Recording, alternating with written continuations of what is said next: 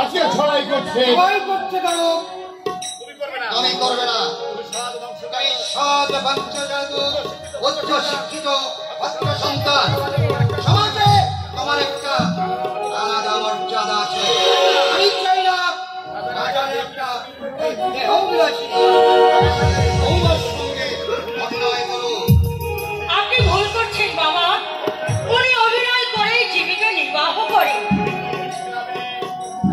বিভিন্ন অফিস ক্লাবে চলতে পারে। তাছাড়া আমার নাটকের বিষয়বস্তু আমি অসীমের মুখে সব দেখেছি। তুমি নাটক করে তুমি সমাজের ভাগ ছেড়েছ। নাটকটা তবু সহ্য করা যায়, কিন্তু এই বাজে মেয়েটা আপনি কি তাকে ব্যক্তিগত ভাবে চেনেন? না মানে আমি শুনেছি ও নাকি ওই নিষিদ্ধ পল্লীতে ছিল। এখন আর সে পেশা হয়তো নেই। ওর নাম বিজলি নয়, ওর নাম হচ্ছে অনুরাধা। এখন হয়তো সে পেশা ছেড়ে দিয়েছে। সে ব্যাপার আমাদের দরকার নেই, কারণ আমরা শুধু অভিনয়। কিন্তু শাস্ত্রে আছে বাংলার শত ধৈর্য ময়ঞ্চ মঞ্চতে ময়লা শত ধূপটি সে কখনো পরিষ্কার হয় না। আপনার সাথে আমি একমত নই বাবা।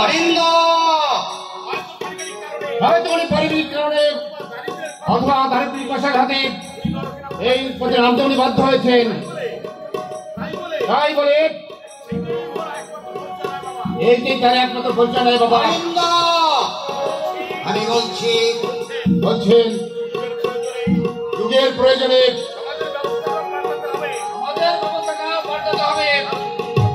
কারো কেউ ভুল করতে পারেন, তাই বলে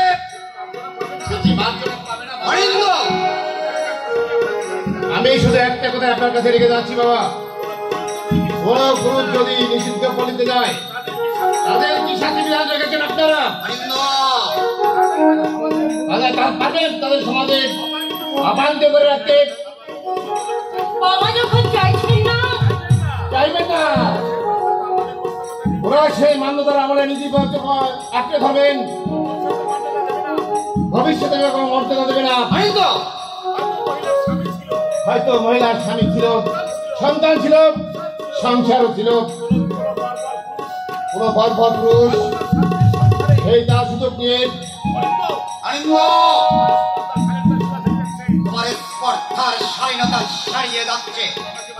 আমাকে মার্জনা করবেন বাবা। আমার উপলব্ধির কথা আমি আপনাকে জানিয়ে দিয়ে গেলাম।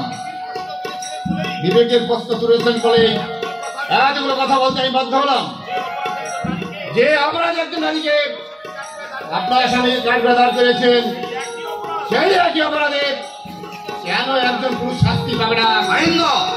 সেটা তোমার বুদ্ধির অগম্য বাবা।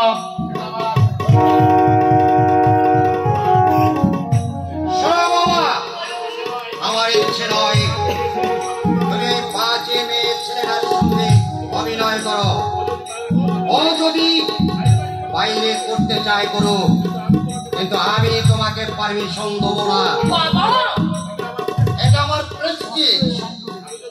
আমি যদি ওকে ব্যক্তিগত ভাবে না চিনতাম সেটা ছিল অন্য কথা।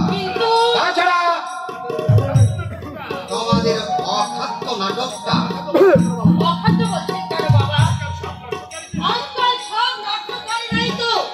সমাজের চরিত্র তুলে ধরছে,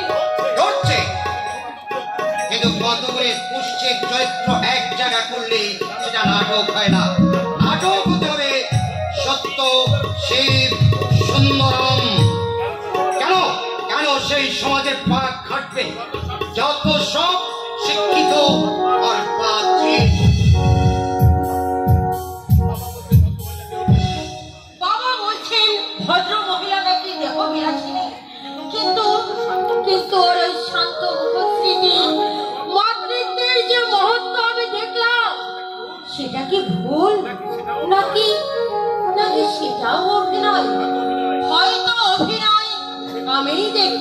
করেছি